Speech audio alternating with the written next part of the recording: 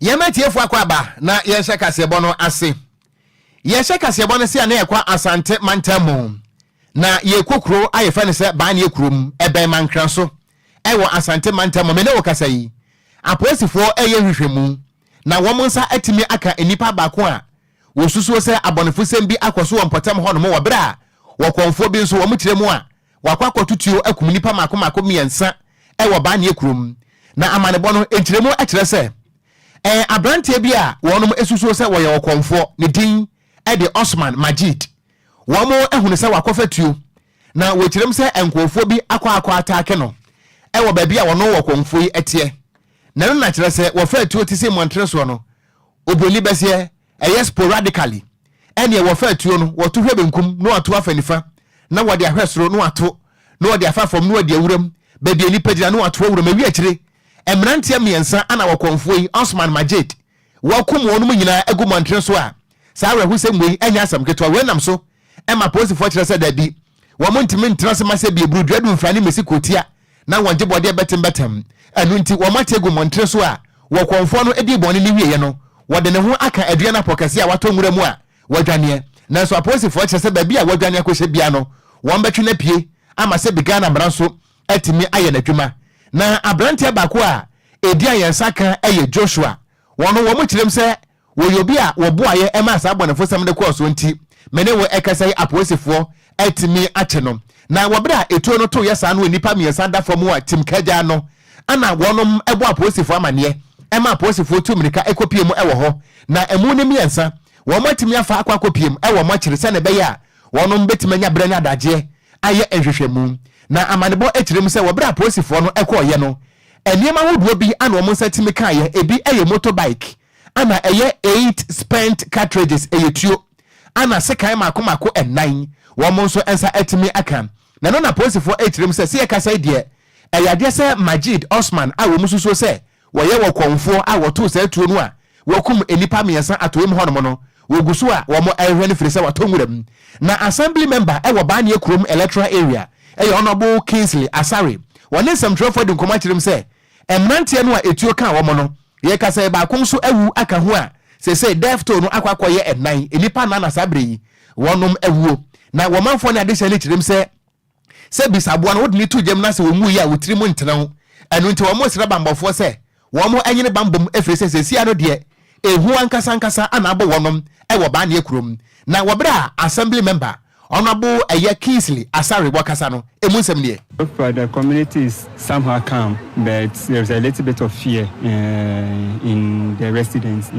because today, since there are many people at home, probably today being a working day, that is farming day, they will always be going to their farm. We may not see people like this at this time of the day, but due to what happened, it has prevented some the farmers I'm going to farm. Yes, and also a school that is closer to that place. Yeah, we have to go and shut the school down for safety reasons because we don't know what might happen. Yeah, so there is calmness, but not all that. This is a fearful calmness. Protection from them. Because it happened between, say, a community member, because the said Osman is a resident here against people who are from outside the community. So we don't know whether they may also, or they're also planning for revenge. So that we are pleading with the police service to do assist, to provide us with, that is their maximum security, at least. Some of their uniform men should just come and pass by. It will deter any person who is maybe planning to do anything which is not called for.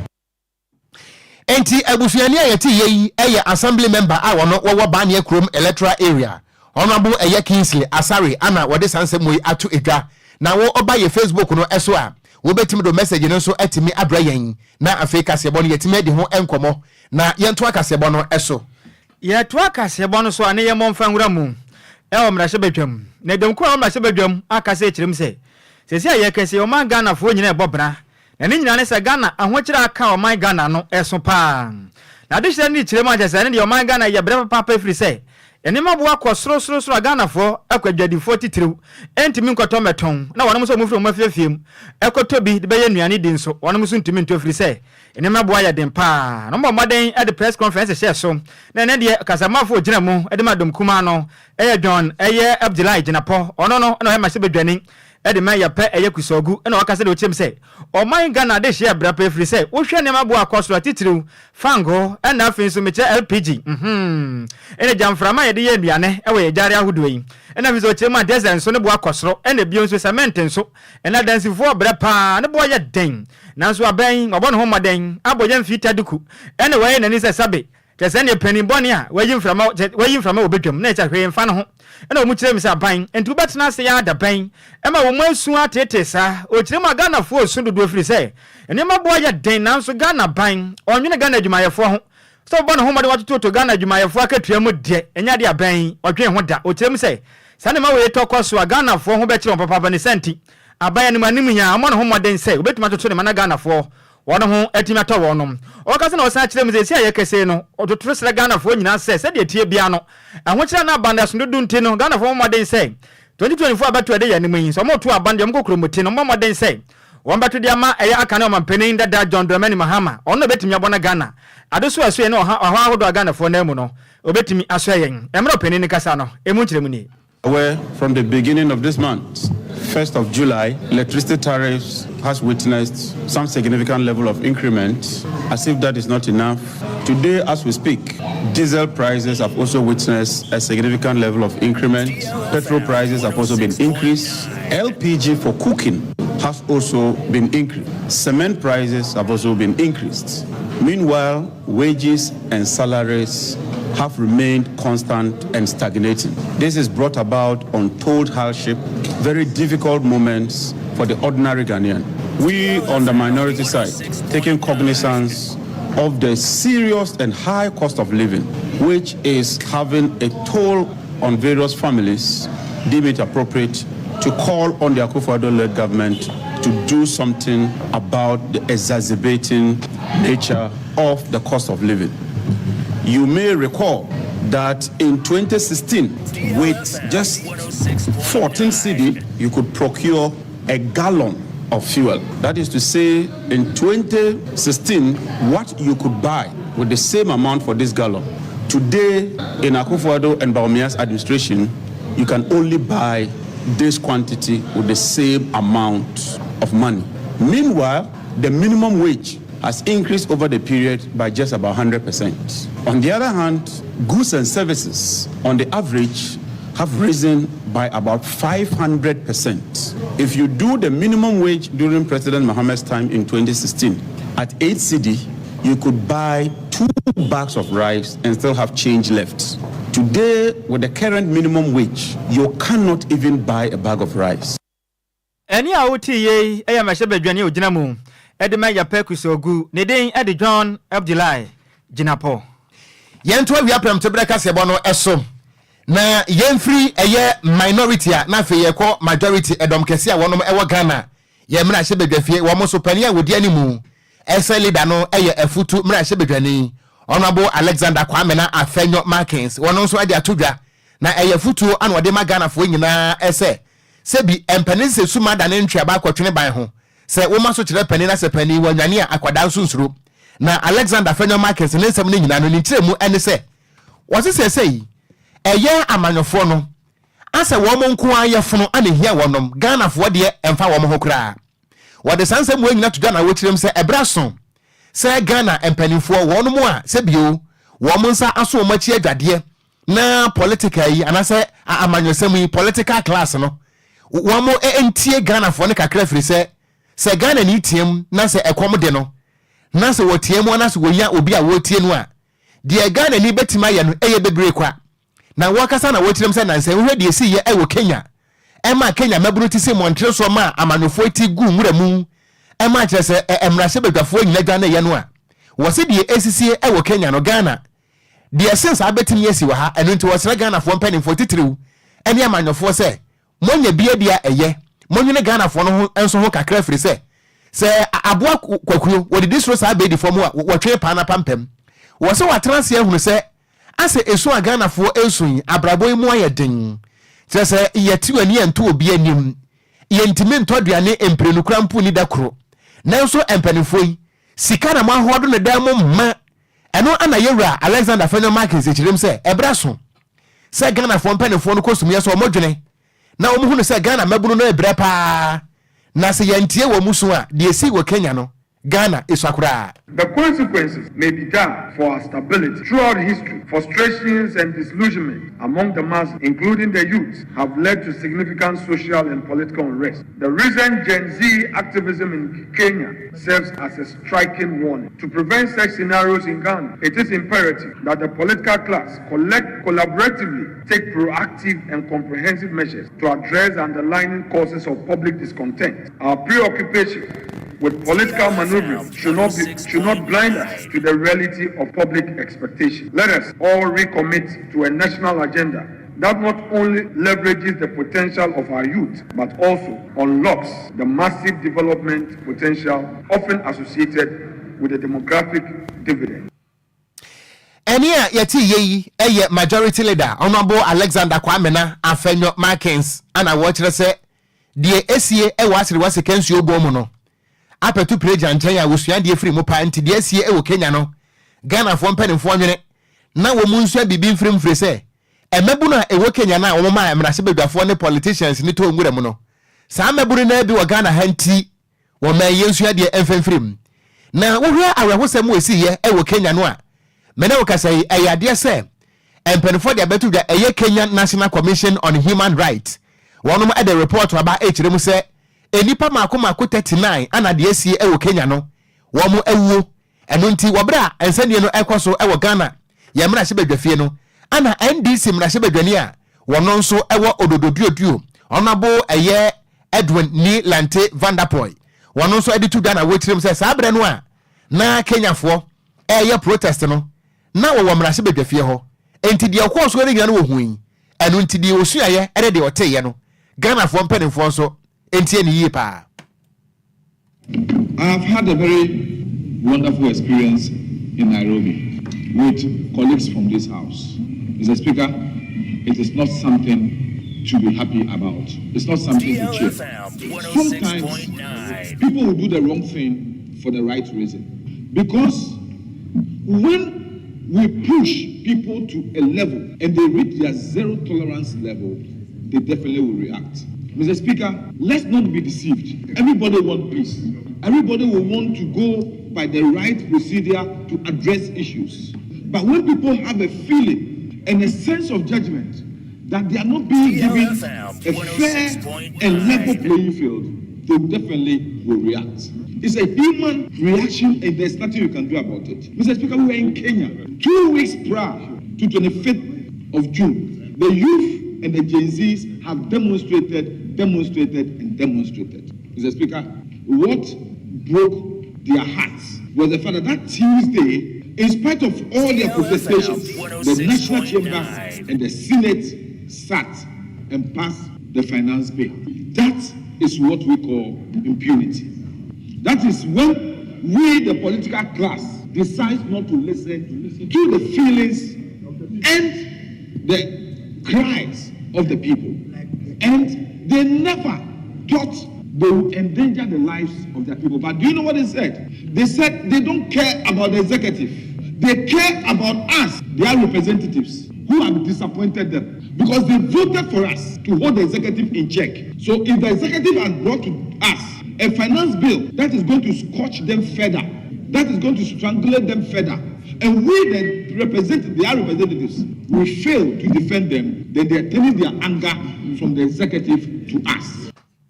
Eni ayeti yeyi eye odododuoduo mra shebedwani Honorable Edwin ni Lante Vanderpoy ana ono nso de sanse moyi atu edwai. Oko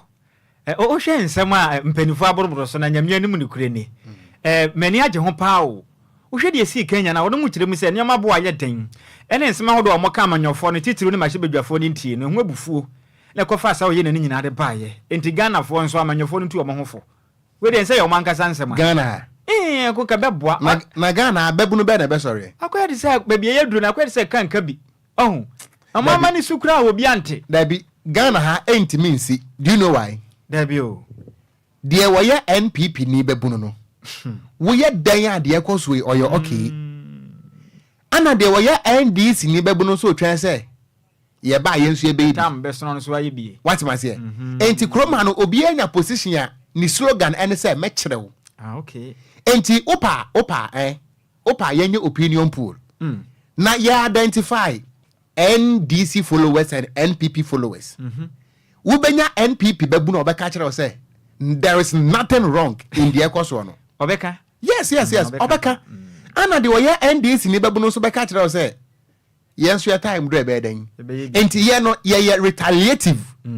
Ye ba yenso ye beye bi. Enti no mummy enya ne sa. Ti we nkwese hwe on. But Kenya no de omo your madwene say omo be develop a one front tactics. Wow. Omo nyina ka bom say nyina ye ba dwene Kenya ho because Ruto umi adwuma. Enso wo say babunu na wanya adwuma no. Wo be gene tax. Krom ha hwe the number of nuisance taxes aye to ye.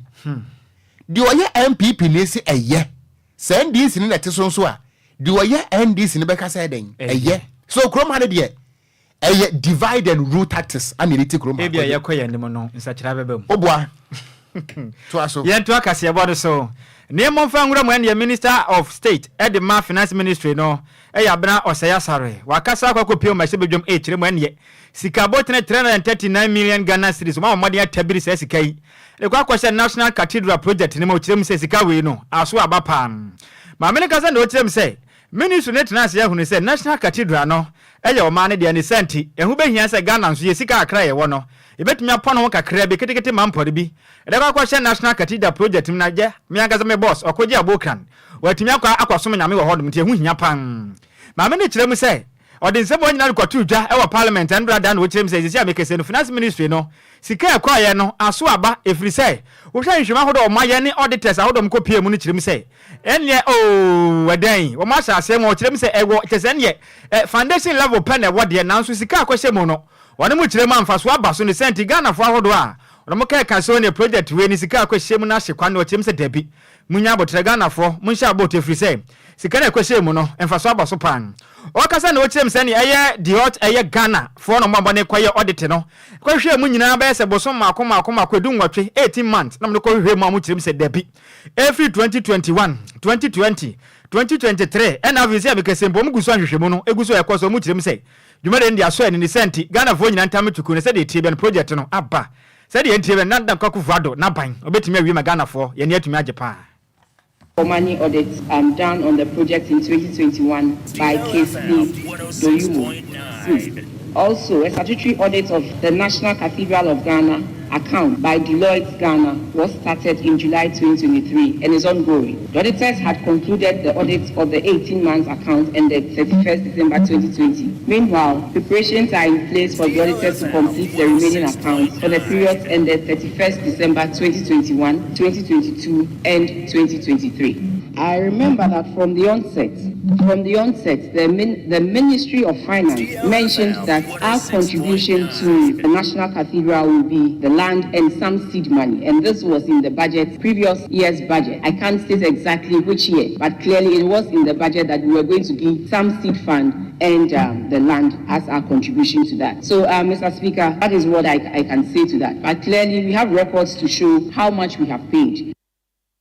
Enuachi enabra Osaya Sare esa kyerɛ mu sɛ sesi amekese no emfimpim mienu ne donum yensɛm no na danko akufuado na be atia banwa akese yi so bɔmɔden etabiri sika 40 million Ghana cedis edema nadmufo so mfama Ghana de hye bia ne nsu awura toto ma Ghana mu no ɔmo kaka adwam no magyapade bebre na no SSA ye no ɔmo nyi sika no na mfam pɔgya wɔn ma no saa ensɛm no so emu nkyeremu nie. And the Ministry of Finance in 2023 released a total amount of 40.75 million Ghana cedis to NADMO to respond to disaster issues. The release was done on the 14th of September 2023. Further to the above, Ministry of Finance also approved 30 million commencement warrants on 27th November 2023 to NADMO to procure disaster relief items to support persons affected by the recent disasters across the country. Mr. Speaker, the various amounts I know have been captured in the votes and order paper for today, but the total is 42.835 million 200 Ghana cedis. Mr. Speaker,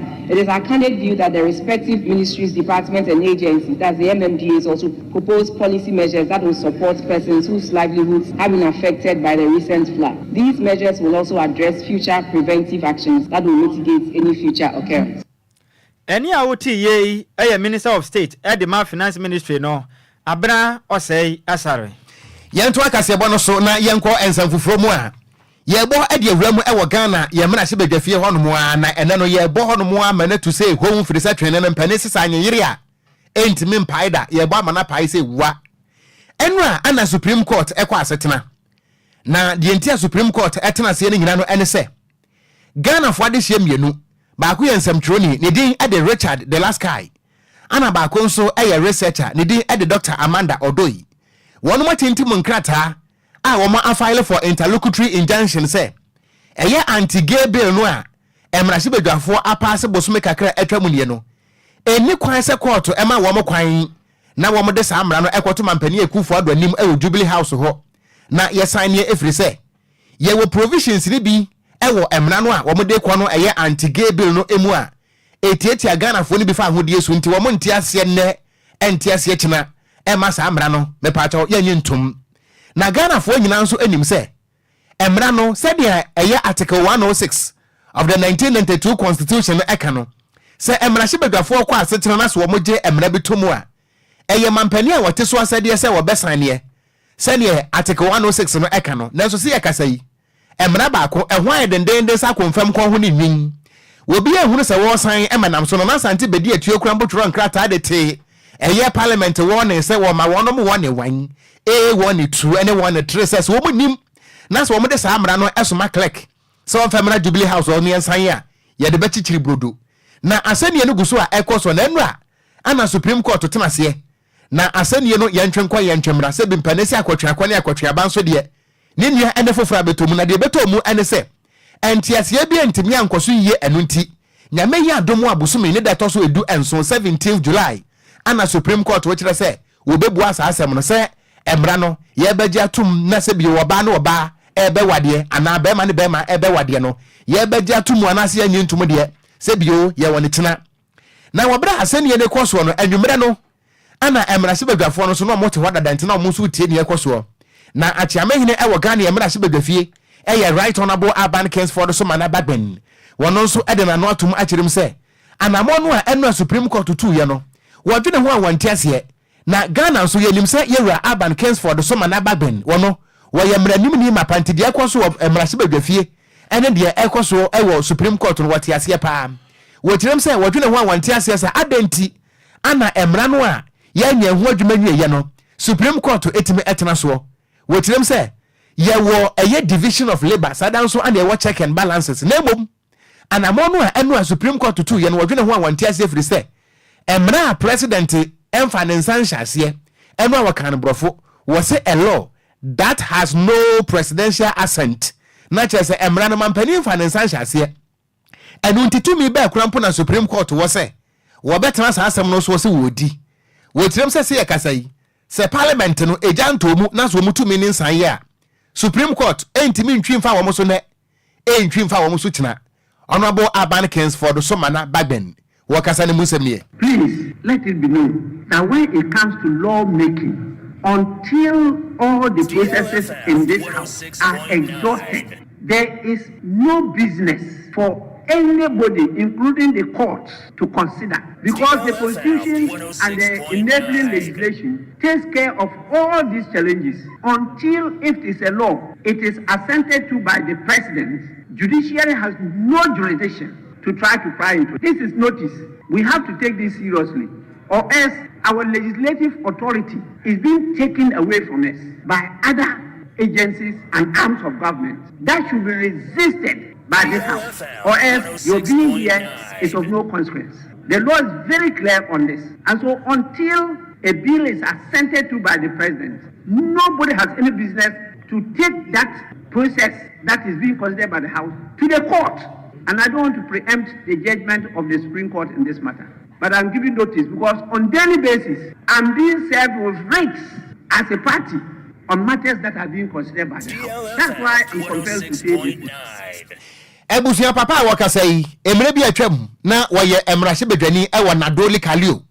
ewo upper west region se de wono na ya chiamehene ewo Ghana ye emrahye bedwafie ni die dese MiPROMO Assembly man ye friend right honorable Urban Kingsford so manna baben and what this ansem we atu edwano na Kwadwo num say ayana empanese empan wo great pen yeah ensem bi say no ye ntimi nka bi da bi fi say ense na ekwa yie paase ko wo mfram match we no emu odin pa o ye classico so pa classico we so Madrid ni eyi Borussia Dortmund for match no kra we dey match we dey so yes I say City ni eyi aha Madrid for match no mo say eye wrestler on anka ye Roman Reigns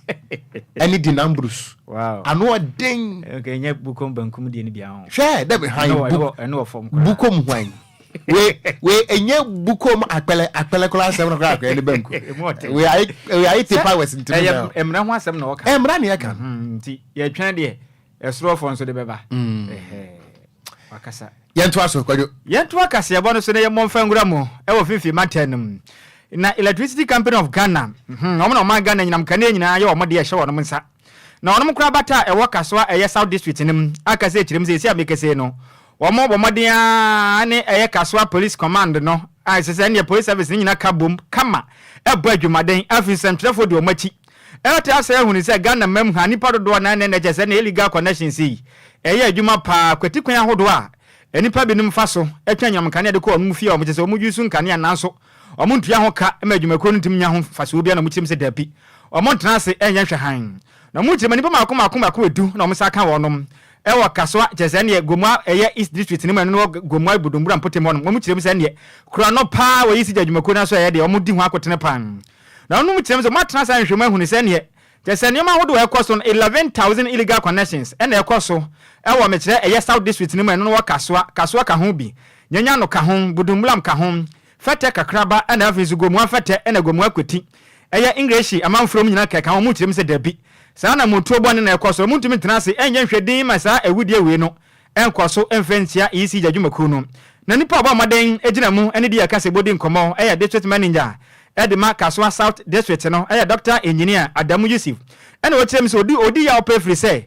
legal connections awodo akoso Ghana mu no ebo isi jadwumaku ni kapa afenso enipa duwa na wo mu echese ne enyinam kane a omotweko omufie no omuntuaka omo disconnect pe na mo asan fa kire kwa akoso o kirem se ba ni se ya ebe ha ye pa de center de kokobo de Ghana fo nyina se yentwe mfa firi ho se betimi aboa na yisi jadwumaku no dwumade omudie no etimi akon kan no maso mo Ghana sompa You there say you perform the kind of disconnection and go for almost all. There are a lot of illegalities that are possible. The Central East Police Command, they go home say a certain task force. I'm going ECG to carry out our monitoring activities. At this point of one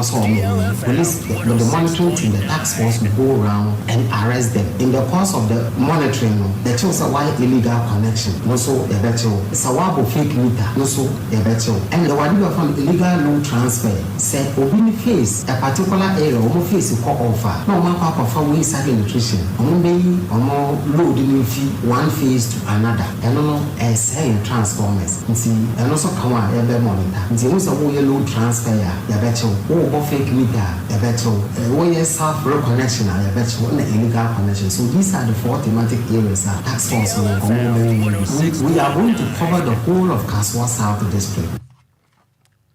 Eni awuti ye aya district manager edema Kaswa South aya yisi jadwumaku no Dr. Engineer Adamu Yusuf nene ena wote ye no eno achi ena former edema operation dwumadi e course no aya Samuel Efrim ono so kirem se ha dwunye pa se Ghana ma ye betena ha no misei na nipa binum akwato ne je se meters ahodo a je se ne ye fake no kirem se dabi enya kra aviso kirem a se ECG adwumaku no se opese wutua enyinam kane eka na wuntumi ntia wo modern se obekọ office ana se omode app aba obetumi akọ ofo so no wadale na oba modern atua ka no betumi aboa wo emesa akire ekoso no ebi entumi nka ho eno so mu enkyeremu nie shebu kania social customers are amodidi ye kania ebehwe no maso kania nyina amuntia kanu ebi efa amon so ko mu illegal connection nti pinfo share no we say e for me task force as ye disconnection here after 1 week and 2 weeks this siege eba na so customers will be right to do one omu tuya and so omu nyina so kaniam nti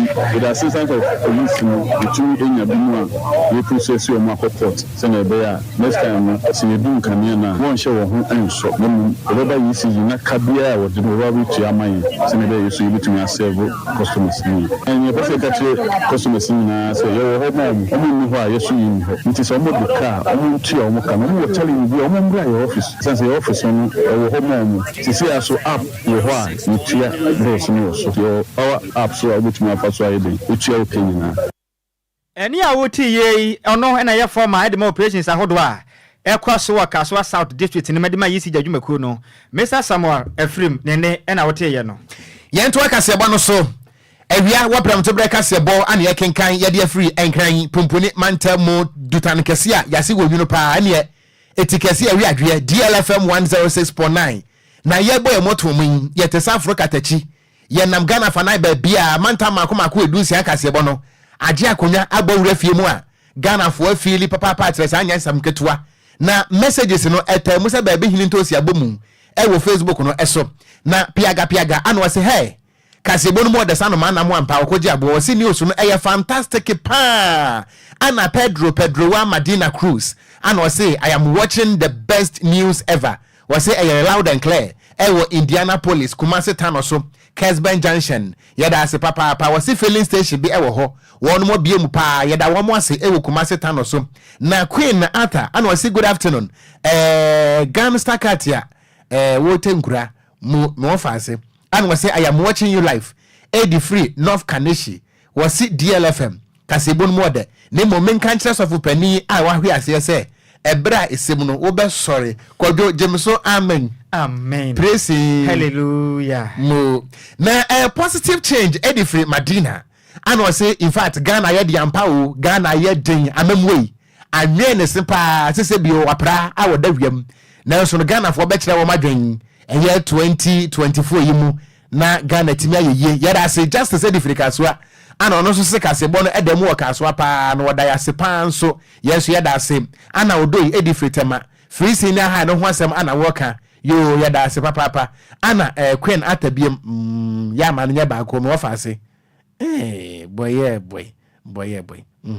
ana abena enso nyameye ana wase fantastic news by all standard na wase NPP is doing great yada say any great job amonso moye na Kofi upon Isaac and wase I am watching you live Eddie Free sa pe my wobekwa kubonsam ho and wase kasebo no edem e wasa pe my pa na yada say and Kofi parliament wode aba and wase only Jesus will help us and yasam ketwa na Ghana the independent memoye ni I am watching you live from Aguna ye Bobikuma Central Region and also Edward and we are watching you live from Adenta Lotto Kiosk Wumia Designs and DLFM no size Mamon Belinda was so different Adenta House and down and what ya will be a titru and Kwadwo Sammy wa hwe say bam Kwadwo utso sika bam no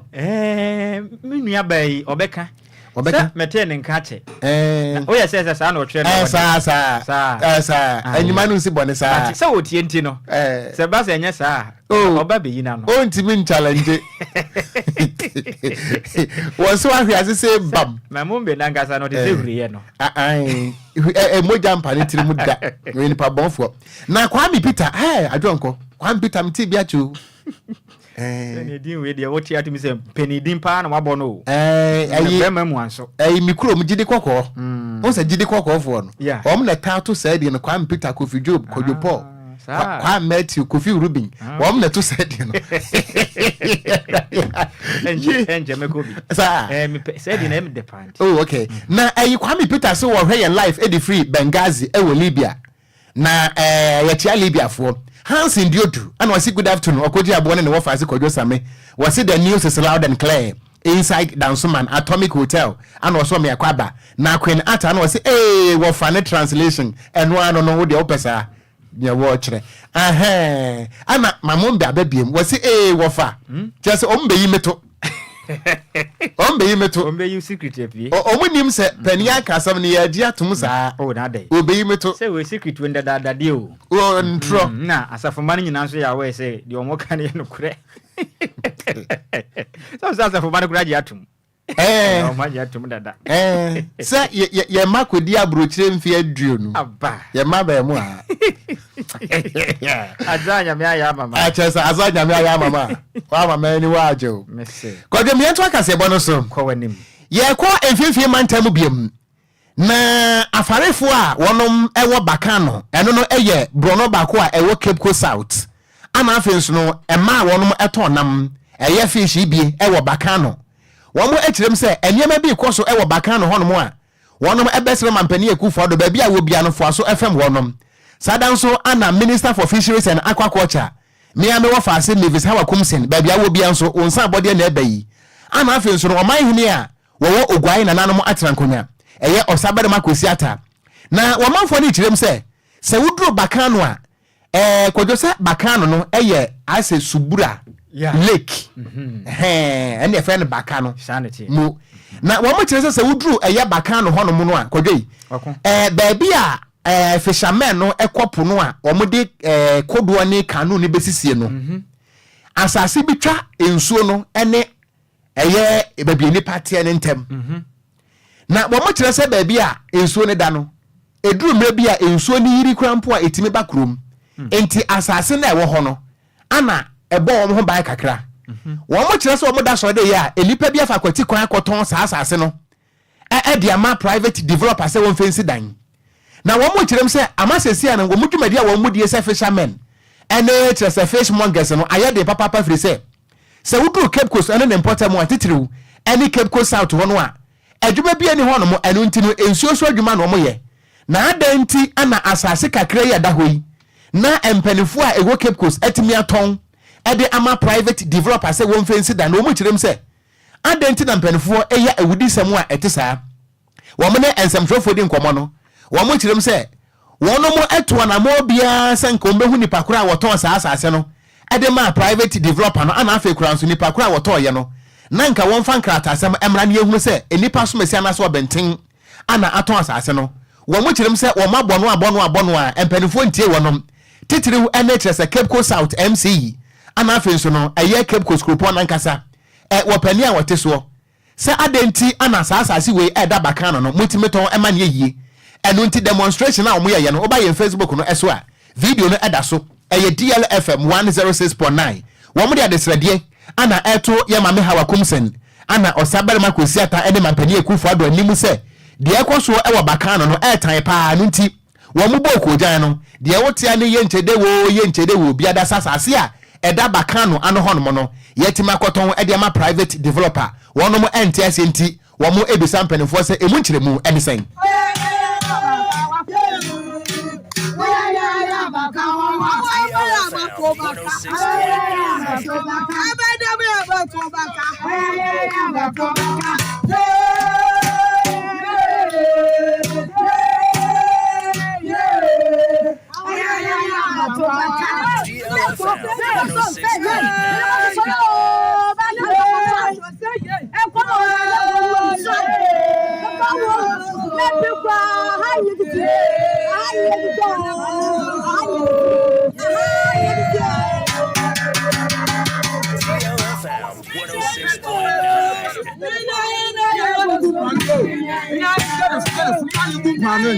Abrafo wo be wo tie na ndu mparu wusi classroom na wo di school wo da abubu ile egu wo di school wo da abubu ile egu abrafo wo be wo tie na ndu wo mparu ye na wo punbo asan wo ahabo awohu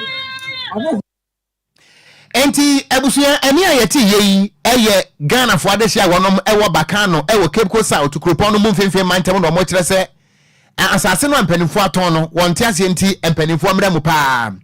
na enu achi no ana fishermen afarefo no so jebre ene DLFM mama ne bofo di nkomo na omu kirem se adenti ana baabi a wo mo ye adwuma ema wo mo nsatime ko wo ma no sikani bre woni pa fanti yetimi aton asase kakra we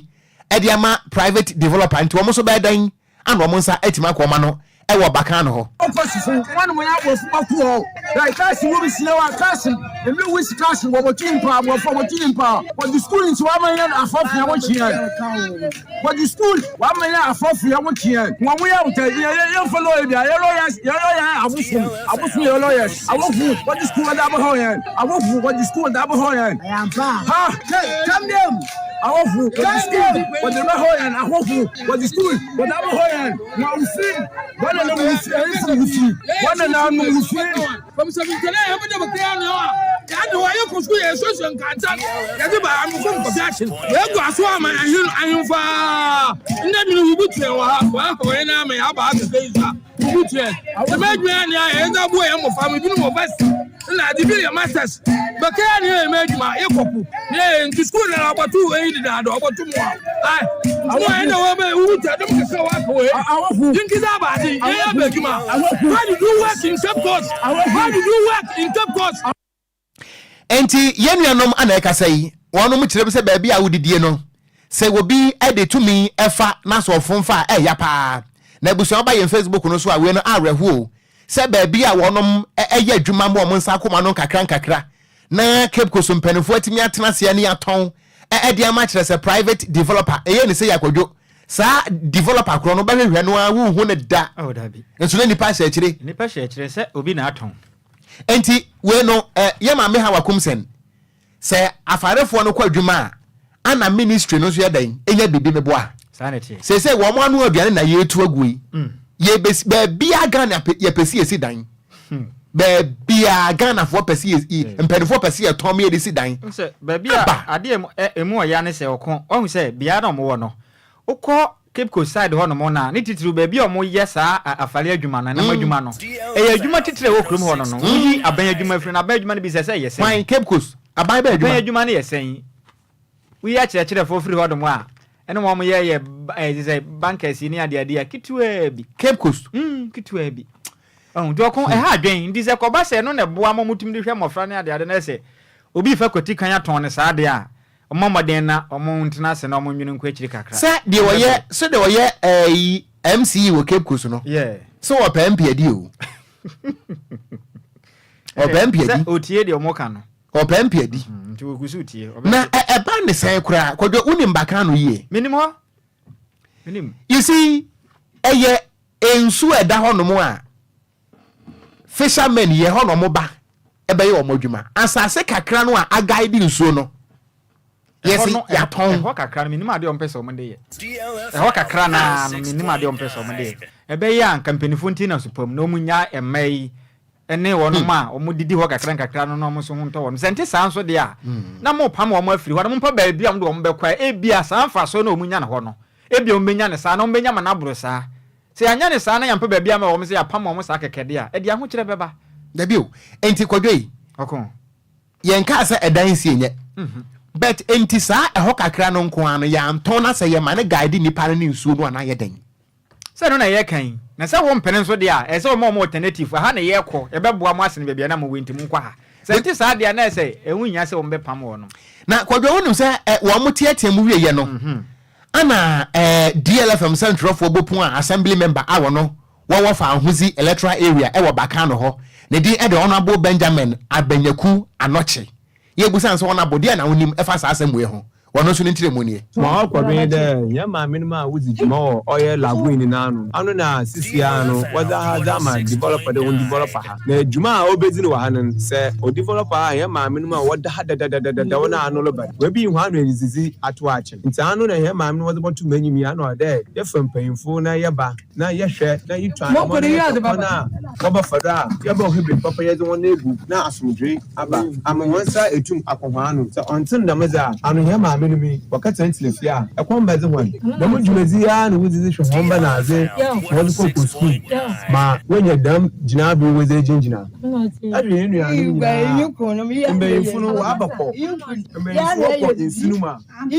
afa enama wazaba enti anyway no so ay assembly member awo no wo fa ahuzi bakano electoral area Honorable Benjamin Abanyaku Anoche anode sansemwe atu edwa ye to akase bon so ane ye momfa nwura mu e okoko board adwumako na so ye na de opening pon na public affairs manager Ed Marco Cobord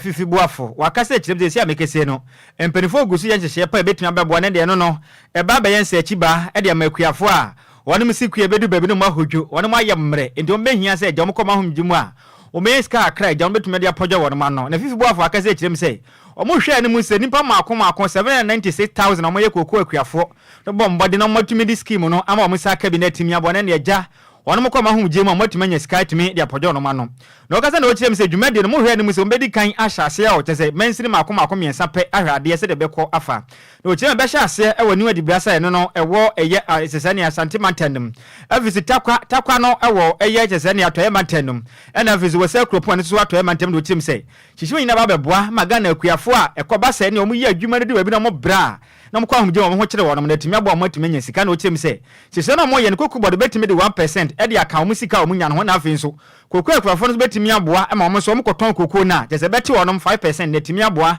na says kana aboa timi aboa na kokko bod bedu pempenso yo mbekoma homje mu no betimi de aboa no omo so dwumadi amudie no wonom atimi ato wonom fifi boafo egemre ne santwefo kasaye emu nsem ni sti ahwe hu se ye adwuma de nanso nipa ho adwuma ye mfidie ho adwuma ye nti wose ye de kwa bonte ne kokko ye hwe hu se bibia da ne kwa mu ansa ne de akomemu ni nyina nti free 15th of July no yes Juada we animu no iba be fi nhihye na se mensini a yafa no eye ni wadubi ase eno wasante mantemu wase kropon mensini eno ewo atoye mantemu ena fi takwa eno so ewo atoye mantemu sa mensini miensen ene yefi ase wo ho nti free 15th no ekuafo wo sa mantemu ho no omukokoto omukukwa yinim se kuku no yini main crop season de aka ne kakra bi ba de di fi ase se de behwe man nhihye ne atumi atoto ne kwemu kukwa ebese sa 5% no na counterpart payment no so kuku board aye e di amount kuku board de no e kuku ebeton wo Ghana nyina no 1% of it ye de kwa koma trustees e risk an so e momo de aye dwuma se akakuafo de ne ho se de be wo e di ama eye kuku akuafo ne bro mo be ko pension na we ka se na sa mensini miensen pe ne ye na da bi ye de bosome ayere so akobosumi mienu e de toto ahwe hu se bibia da ne kwan mu se nya atoto wie ye na no sa mensini dunum a yedi kefi ase wo ho no ebe de omba wa be ka ho public affairs manager Edema Ghana Cocoa Board fifi boafo nene na wote ye no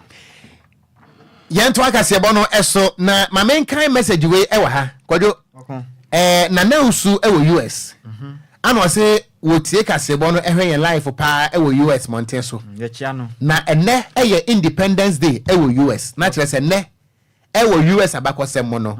omoji wo mo fa ahodie no eye ne pepepe 4 July okay ana omoji wo mo fa ahodie na wo mo fa ahodie ndie wo define e den eye yie okay because American independence Kwadwo sem fa so aba so be bia wo mo ye die ye ha no ye nyanye ye hu o na den ahande ye kroma ya je fa ahodie ya san tena se aka senke nya akura na eja ye ho ma abrofo e kura yusu ya nkasa me nya so mfa so bebre na omaya ye tie kuromu a yefi ye tie mem say refugees ye te Ghana ha no mo Ghana fo no a o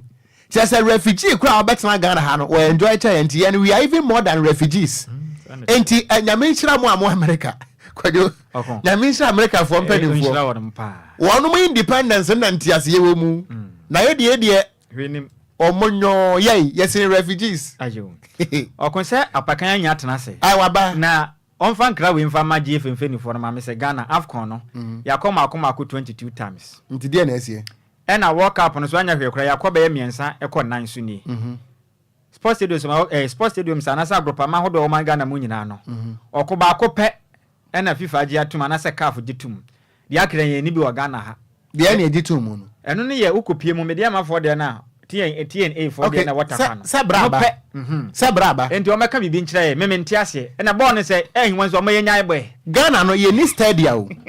Ghana ye wo park ye ba sisi a apakan GH atena se we nyina kan obi nti na Ghana ye refugees no DL News.